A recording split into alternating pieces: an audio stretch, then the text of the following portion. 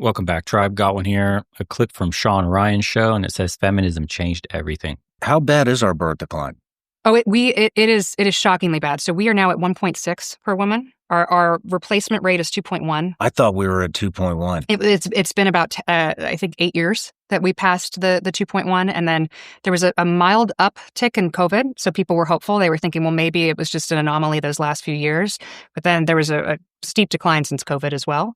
So yeah, we're at 1.6, and the millennials. I mean, the millennial generation, I think it's something like, we're older millennials. We're like, I think it's 1980 to 1986 is called the elder millennial generation. Something like 58% of us have children. That's Wow. Yeah, the lowest in history. So it is going to be a shock, a huge shock when our generation ages and there's no one there to do important services. I mean, like there's a lot of not only economic reasons, but just like the social fabric of what's about to happen of not having children. I mean, this is how civilizations die. Let's go into it. How is it going to affect us? So this I mean, isn't something I've talked about. Yeah. So one, it's the economic situation is going to get very bad. When you think of, the boomers are the largest, I think, a generational cohort. They're living longer than they ever have. They're healthier, but they're getting to ages, right? Like, who takes care of boomers when they're in their 80s and 90s? They're in nursing homes. You need service workers. You need people to be able to take care of these aging people, right? It used to be that you were taken care of in the family. We don't do that anymore. Now we have nursing homes, right? Like, it's very rare that someone moves in when they're at a certain age with their children and are taken care of. So those jobs, which used to be filled by service workers, there's no one who's going to be able to fill that. On every economic dimension, if you do not have a generation of workers, of people paying into the system, Social Security, I mean, Social Security is a huge issue, but if you don't have people paying into the system, doing the labor, being able to do the things for the elder generation, society starts crumbling. And then there's, of course, the social ramifications of not having families. I'm a firm believer that the most important institution in America is the family. The family used to exist to take care of the people who were weakest, right? Like, it's like, you used to have these big families, and, sometimes the weakest child would still be living with mom and dad at home, and that was okay. You sort of had empathy for them, but it was the family's responsibility to take care of these people. We quickly moved that to now it's the state's responsibility to take care of these people who may be sick in some way, maybe unable to provide for themselves in some way, might have psychological issues. Now the state has to take care of them, which is why you see a lot of these people on the street now, because the state does a terrible job of taking care of these people. Not only that, by the way, there's something fatally wrong with the United States and how we orient families in the family structure. I say this all the time. It was very shocking when I came to Europe and I saw what it looked like for the extended family. I'd grown up in it temporarily. Then we came to the United States and lived most of my life since 2 years old and had a little taste of what it was like. But when you really see the extended family nature of, for example, Balkans, Europe, or, rest of the world. But as far as European cultures go, the Balkan Europe is where essentially it's the last bastion where you find this kind of family structure, extended, where the grandparents are all living with probably one of their kids that are married and have kids of their own. And the grandparents are extremely useful. You don't have to pay for daycare, which is what we've seen earlier in a few episodes, were $600 a week. There is no stranger that has to watch your children. You don't have to pay for other costs. For example, not just daycare, but tutoring and other educational kind of needs that you would have for your child. A lot of people are thinking about, if they can, homeschooling. With the advent of AI, homeschooling will become more and more natural as people are looking to get away from what essentially is like a toxic environment, which is our public schooling that's turned into indoctrination camps. So your grandparents could help you cook and clean around the house. Another cost reduced. Can help you do repairs. My father's a handyman, so that's another cost reduced. For example, babysitting the kids and nanny stuff like that, and anything of that nature. Landscaping around the house. So your grandparents that we throw away in the West have an exceptional amount of use. If you were to calculate their value out, it's to the tunes of hundreds of thousands of dollars in services rendered, and with the trust of that being your own blood. It was the biggest psyop cucking event in human history for Europeans to turn their back on their extended family Kick the kids out at 18 years old and good luck make it out on your own. Biggest fucking psyop that has done nothing but destroy the wealth building potential of Europeans. Nobody in the rest of the world, and I mean nobody, uses this moronic ass model that was invented in the last 50, 60 years. Dumbest fucking system, psyop, goy slop from the Middle East that you could possibly fucking fall for. Pretending that you know better than your parents. Pretending that the grandparents are useless and only deserve to be in elderly care homes. Pretending that the extended family, and not just the grandparents, but the rest, aunts, uncles, and all that, is something that should be avoided or is somehow awkward to be around. Only in America is it that fucking stupid. When you go out to the rest of the world, especially I'm speaking out of Balkans specifically, it is not a weird event. It is not awkward. It is completely normal to have familial ties, strong bonds with your entire family, not just your parents. And that does incredible things for accumulating wealth, influence, and climbing up the social ladder. We lost our way. And this is why our societies are now struggling. Our young people are lost. They're being, and probably this has a lot to do with money, by the way, and power and influence, because you take a young person out of the home, out of the care of the parents or the direction and the tutelage, as young as you possibly can through, say, public schooling. But even after that, 18. Imagine at 18 years old, you now have full access to this child that's still, and okay, you could say this is an adult human being, but very pliable mentally. They can be programmed very easily. They still don't have enough experience, and they're bullshit detectors for the real world. And all of its consequences isn't finely tuned just yet. They need more life experience. Well, this is where your parents and grandparents come in.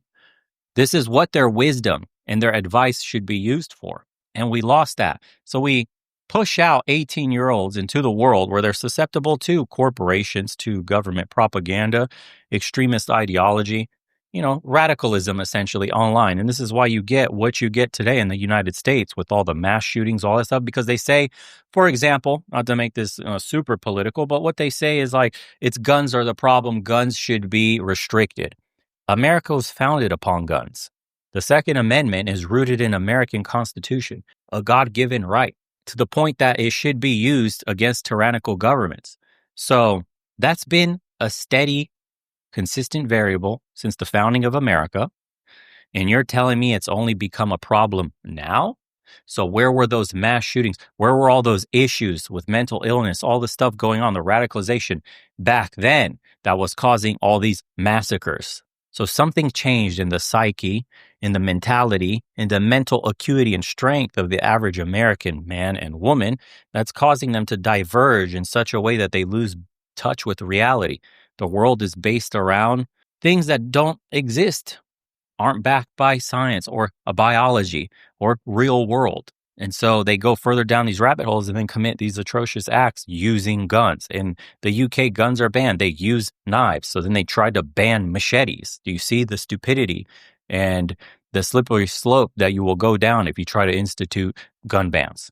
Because then you'll need to ban knives. And then they'll ban all knives but kitchen knives. And then we got to make kitchen knives safer, so make the tip rubberized so you can't stab people. And the stupidity will go on and on and on. We're not addressing the core root of the problem.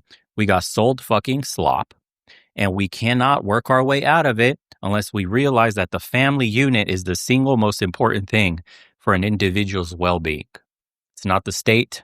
It's not the institutions. It's not any ideology you could find online. It's not parasocial bonding with any YouTuber you know. The family unit. Nobody will have your back like your parents. Now, of course, barring bad parents that some people get, bad luck of the dice. But for the most part, nobody will care about you like your own blood. Well, but as fewer and fewer children exist, it's like you're not going to have a society that can provide for itself, that can continue into perpetuity. And, the exponential decline of this too, where it's like, it sounds, oh, well, we went from 2.1 to 1.6. That can't be that bad. I mean, in a couple generations, that means that our population has shrunk by half. In a couple of generations? And the best example of this, and I wish I had the numbers in front of me, is South Korea. So South Korea, I think their birth rate is the lowest of any country, any industrialized country. I think it's 0.9. And when you have fewer and fewer people, no one's doing the jobs. Japan is also heading this way. Their birth rate's quite low. The only sort of argument that people make as sort of the bright side of this that could potentially make up for both the labor loss and also just the civilizational collapse is robotics, right? Like you could have robots do a lot of these jobs. But I think it is a very dangerous thing to say we're going to depend on automation and robotics to make up for the fact that humans are disappearing. I mean, even China's dealing with this. They had the one-child birth policy, and then they boarded all of the girls. Yep. So now they just have extremely short-sighted. I think the bulk. We're always talking about how dangerous China is. How China is growing in power and importance. The most short-sighted thing they have ever done to their society that will eventually catch up with them is the demographic collapse that they are going to feel because of one child. Like they're trying everything now too. They're trying to end divorce, right? Like so there's now a policy, at least that I read about in China, where you have to have like a 90-day cool down period so that you don't divorce. They're trying to encourage young women to have children. Young women don't want to have children. They're bringing in women from other countries, from what I understand. Yeah, they're sending them out to go find wives in the Philippines, Thailand, Japan, Russia now too, everywhere. Yeah. But they recognize it's a massive problem, and probably recognized it before even we did. I think in some ways the conversation sort of. Yeah, I read an article saying that there is an influx of Chinese men going up into the Siberian area of Russia, but not only there, a bunch of Russian women are meeting wealthy Chinese businessmen. Because if you look at the development of China, especially right there along the border versus what it looks like in Russia, Russia looks like it's fucking North Korea, dude. There's hardly anything going on up there. Meanwhile, China's got like hundreds of millions of people right there along the border with massive infrastructure development and an economy. So they've eased border restrictions between Russia and China up there as well. And a bunch of Russian tourists are now going down there and like doing all their shopping in awe at the infrastructure and all that, when, on the other side in their homeland in Russia, not much is going on economically. So you could see why the women would jump ship. Hopped from the social conservative sort of, church going movement of, gosh, like this is a huge problem, to sort of I would say the sort of techno optimist Elon Musk talking about the birth rate as a big deal. It's now become sort of, I think, an issue that's okay for polite society and sort of liberal, New York Times to be talking about. Like this is actually a real issue. So first step is acknowledging it, but it is, 1.6 is a long way to come back from, especially with a millennial generation that, waited way too long to have children. I think the kind of there's a couple underlying factors that I don't think we talk enough about that have caused this. Is when you look at sort of our parents' generation, a lot of people didn't go to college. They started adulthood at 18. And sort of the sort of, fertile window, you could say, for women was between 18 and 40, say. Like that was sort of the nominal window of when you could have children and it was socially acceptable. And then we had this incredible push against fertility and against, having a family young that I think the millennials really caught wind of. It's like everyone needs to go to college, extended adolescence, like use your 20s to experiment and enjoy life. Like you don't really need to be focused on having a family. And what happened is the average age now of a first-time, I think, mother in America is 28. So 10 years after that, 18. So you've cut the window in half. The average age of a first-time father in America, I think, is 31. And that's for both college educated and not college educated. If you add on college on that, which I think is a real issue, it's even higher. It's like the average age of a first-time mother is 30. So you can understand how the birth rate's being cut in half if the entire window of when you can have children is cut in half. Because people are so focused on career and, finding themselves and sort of their extended adolescence rather than focusing on building a family earlier. You're just going to have fewer children. Yeah, but she's missing the economic focal point of this issue. It's underpinned, every ailment in society today is underpinned by the economic woes. When we talk about them on this channel all the time, you can't afford to have kids. You guys, you can't afford to have your own place. Becoming increasingly harder. Whether you're a college educator or not, your job is on the chopping block due to automation. You're going into an economy that's never been, hasn't been this weak since the 08-09 recession. We've shed so many jobs. We've got record jobs lost. We've revised numbers down by nearly 1 million. There was another revision downward right now. Our government is currently shut down. We have a lot of economic woes. The tariffs that we're fighting to bring manufacturing back into the United States has temporarily, as this gets reoriented and companies do shift factories here to avoid the tariffs, will cause undue pressure on the consumer. In the meantime, we're used to our cheap Chinese goods, so they won't be cheap anymore for a while until companies reorient. Now gas has gone up, groceries have gone up, the rent has far eclipsed wage increases over the decades, and housing prices have shot up. Now the average house is well over $400,000, the median house price. Coupled with the interest rates we currently have today makes housing unaffordable for most people. Forget the interest rate for a second. If the house went from 130,000 to 450,000, it may be palatable for some at least. If the interest rates were still at record low levels, then you could maybe do a calculation and say, okay, I know I'm overpaying, but the monthly payment isn't so bad. When you factor in the interest rates, that monthly payment will now escape what most people earn monthly. And the calculations the bank make already puts you out of range on that part alone. Forget doing the debt to income ratio calculations. You just don't earn enough anymore. You need to be making well over $100,000 for the same exact house that you could have gotten by with 60 to 80,000. Let's just say, if we're using that price range. Everything is messed up economically speaking. Our dollar has lost over 10% of its value this year alone, and we are going to continue printing more and more money. Nobody really wants to get into the nasty conversation of the economy is so messed up that young people couldn't afford to have kids even if they wanted to.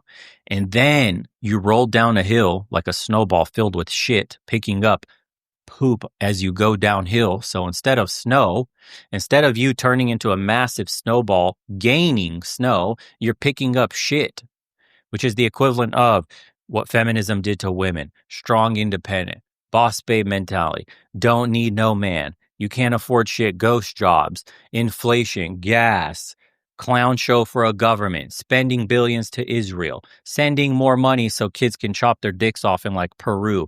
Meanwhile, you get no bailouts. Your house burns down or whatever, $700 one time. Toxic train blows up in your city, you get to die of poisoning slowly. Government won't come to help you. You're a forgotten fucking earmark over on a long list of asterisks for what's happened in the news in the last 24 hours. So our entire system is failing because we have failures for leaders. That's really what it is. Our government is beholden to special interests, powerful corporate donors, and foreign interest lobbying groups that do not care and serve the citizen last. And you're voting in this charade. Every year you're going to vote, and you're going to pick a team, and you're going to think your life is getting better. Meanwhile, the dollar keeps being debased. Meanwhile, your pocket keeps getting lighter. It only adds lint, and you will forever continue the slow, agonizing trajectory downward into poverty. And maybe if you're lucky, the collapse will come instantaneously like a cliff where all assets evaporate, the stock market plunges, records of trillions of wealth is wiped off, the economy, yada, yada, yada. That would be the quick fix. I think we're being managed into a slow, decaying decline until one day, like a boiling frog, you accept the temperature keeps rising and try to keep yourself up above water until you gasp your last breath. That's essentially the economy we have today. And people don't realize that we need dramatic changes. What Trump is doing is scratching the surface. We need dramatic reorientation of government services and a massive restructuring about the money we allow in politics and the foreign influence as well. Until we handle that, nothing will change. And you know what it's going to take? Honestly, it's going to take a lot of people, millions. We're going to need like 10 million men marching and protesting in front of the White House, in front of the Supreme Court, in front of the Congress. We're going to need a massive showing in public, not rioting, not all this crazy shit, because I know how wild the political climate is today, but we need demonstrations and protests. That's the only way they'll listen. That's the only way. We got a glimpse of the success that these kinds of protests can have, good ones too. The trucker protest in Canada was extremely effective and devastating for the economy of Canada. And they were branded terrorist. They were branded racist. They had their bank accounts frozen. People who merely donated to the trucker protest had their accounts frozen. That's very tyrannical. We may be heading in that kind of direction soon if we're not very careful. If we don't do something soon enough, we almost have like a limited time, you could say, to make something happen until the gate closes forever. There's like censorship that's being built out, AI powered, right? And then your propensity to actually do anything financially. And once these two meet at a certain point, your gap of opportunity will be closed forever. Because once these two intersect and you have total control with the least amount possible economically of freeing yourself, you'll now become dependent on a system that's merged with all the AI censorship and authoritative programs like Palantir and all that shit, that even if you wanted to, you couldn't afford to. You're literally going to starve to death. You need your daily rations. You need to go do your job and check in because you're literally one shift away from losing your home or the stipend or whatever it is that you get from the government to help you because so many jobs have been essentially destroyed by AI. You understand what dystopian future? This isn't some shit you make up. This is the plan. We're actively building our way there where the infrastructure is being laid out today, right now. What do you think all these data centers are? Gigawatts of data centers being laid out that use more power than some states in the future, that will use a majority of the electrical grid of the United States. Do you think that's just because, oh, let's make some money?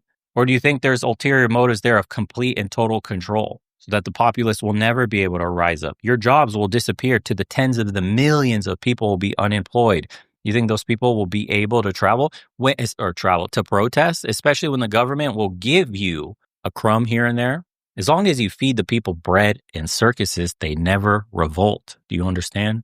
And even if they did revolt, if they ever got tired enough, the censorship machine, the authoritarian police state that is being formed, the digital police state. It's happening. Look at the UK. They have digital ID. Digital ID is instituted in the UK and parts of Europe.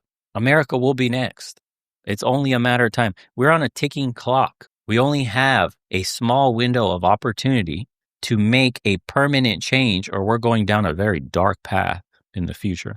This is not doom and gloom. This is the foundation is being laid out right in front of us in multiple small pieces, fragmented, so nobody really pieces it, puts the puzzle together and go, hey, whoa, digital ID, real ID, driver's license to travel within my own country. Wait, whoa. You're talking about what now? You want Palantir to have all access to all databases, all my social media, everything?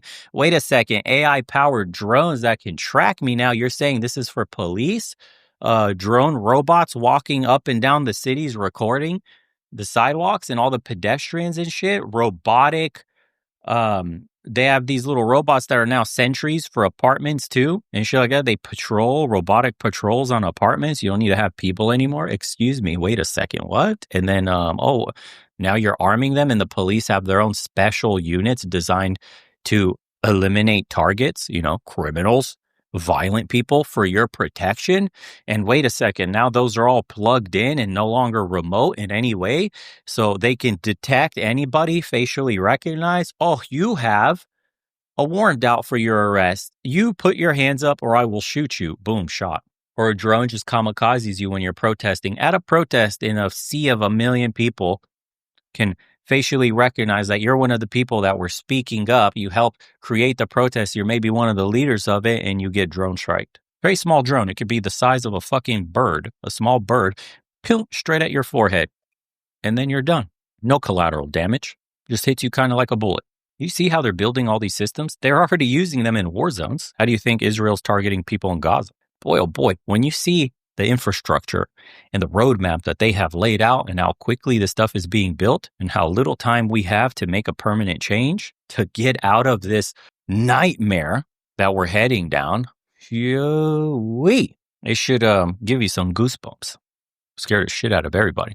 Anyways, if you want to see the rest of this, go over to Sean Ryan. As usual, boys, take care of yourselves. Start having conversations about linking hands together. We'll see you on the next one.